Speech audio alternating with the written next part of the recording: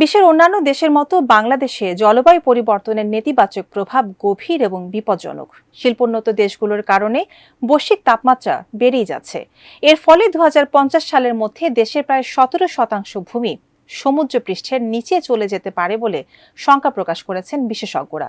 পরিবেশ দূষণের এই প্রভাব বিবেচনায় ধনী দেশগুলোর কাছে বিরাট অঙ্কের অর্থ পাওনা হয়েছে বাংলাদেশের, কিন্তু সেই অর্থ ফেরত না দিয়ে উল্টো বাংলাদেশকে ঋণের জালে ফেলেছে উন্নত দেশগুলো।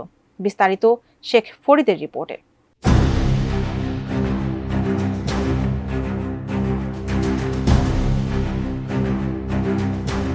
ধনী ও দূষণকারী দেশগুলোর কাছে প্রায় $6 ট্রিলিয়ন পাবে বাংলাদেশ।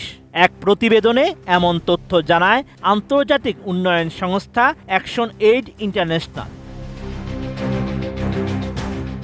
সংস্থাটি জানায়, এই অর্থ পরিশোধ না করে উল্টো উন্নয়নের নামে প্রায় $78 বিলিয়ন ঋণের ফাঁদে বাংলাদেশকে জর্জরিত করছে উন্নত দেশগুলো। জরুরি ভিত্তিতে এই বিদেশি ঋণ প্রত্যাহারের আহ্বান এবং বৈশ্বিক অর্থনৈতিক ন্যায় বিচারের উপর জোর দেওয়া হয়েছে সংস্থাটির প্রতিবেদনে।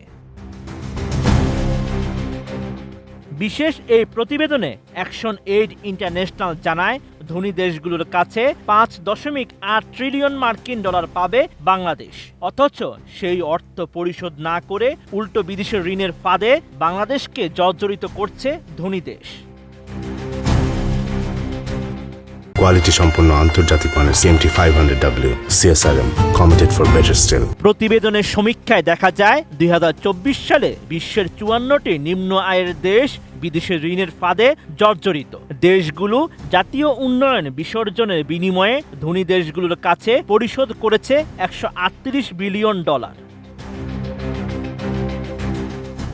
আন্তর্জাতিক উন্নয়ন সংস্থাটি আরও জানায়, জলবায়ু দূষণের ক্ষতিপূরণ হিসেবে বাংলাদেশ সহ নিম্ন ও মধ্য আয়ের দেশগুলোর কাছে $160 ট্রিলিয়ন ঋণী ধনী দেশগুলো, যা নিম্ন ও মধ্য আয়ের দেশগুলোর বিদেশি ঋণ $1.45 ট্রিলিয়ন তুলনায় 70 গুণ বেশি।